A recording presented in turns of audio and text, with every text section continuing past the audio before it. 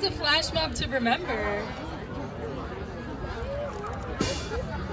Now that we're here, let's take a moment to appreciate the diversity around us. Each and every person here has a story, a journey that has shaped them into the beautiful souls they are today. By sharing our stories and listening to one another, we foster understanding and create a stronger, more compassionate community. We are excited to feature many speeches. First up, we have Tavel. Please welcome her up to the stage and applaud her immense courage.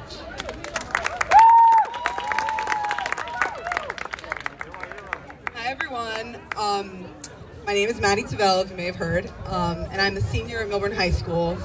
I'm a lesbian. I guess that's why I'm qualified to speak here, but I'm also very involved in my school's LGBTQ community.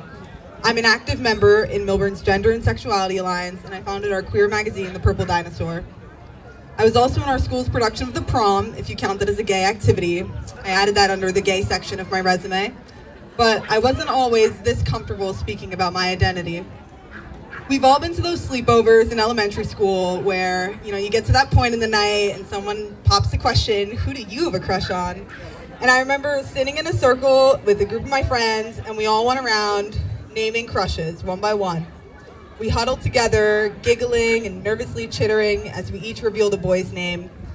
Once it was my turn, I thought of the boys in my class, and I picked one. The girls squealed, and I felt myself being accepted as one of the group. I was also sent off to a co-ed sleepaway camp. You can imagine what that was like when you leave a bunch of middle schoolers, basically unsupervised. My fellow campers and counselors would constantly bond over the boys they were with, so it was only natural for me to think that I had to find some guy too. The message was clear. To be normal, to be one of the girls, I had to like boys. I never got to see another possibility, so I went with it.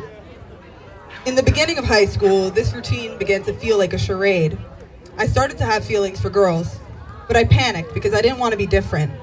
I didn't want to make my friends uncomfortable, for them to think I had a crush on them or looked at them like a boy would. So I aimed really negative emotions towards myself, and I told them that I was the problem for not fitting in. For many months, I blamed myself, hated myself, and remained silent. In the summer of 2020, I couldn't take it. I told my best friend that I was bisexual. It took me longer to realize that I was a lesbian, because at camp in those early sleepovers, I was taught that my ability to make friends, my value, was based on how I was seen by boys. I'm so grateful for that friend. She really saved me. Just talking out loud about my self-loathing, it helped relieve my tension, and our conversations were the first steps towards breaking my silence. I made the effort to seek out queer media. I read books with queer characters. I watched queer creators on YouTube talking about their experiences coming out. 6 months later, I told another friend. I felt more and more comfortable with myself and my identity. I told even more friends. I got the courage to come to GSA meetings my sophomore year, and slowly I began to feel less alone. After 2 years in the closet, I then came out to my parents. I threw myself into my school's GSA and got addicted to expressing myself through writing. Breaking my silence and seeking community is how I learned to love myself. Not everyone's story is like mine, but you don't have to hide and twist into another shape to fit in. You have a place no matter what. So where am I today? Well, a couple of weekends ago, my softball team went to Asbury Park, where we saw 2 women getting married on the beach. Yeah, Asbury Park. Firstly, I'm aware how gay that sentence was, but I feel like it's the place for it. Secondly, I found myself tearing up.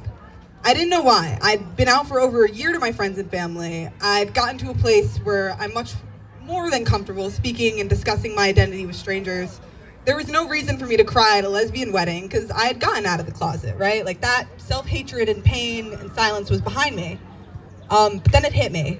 This is the first time I saw 2 women getting married in person. I was crying because I felt a feeling I hadn't felt in a while. It felt like the first time I watched a show or read a book with a gay character. It felt like my first New York City Pride March. It felt like the first time I said the word lesbian out loud.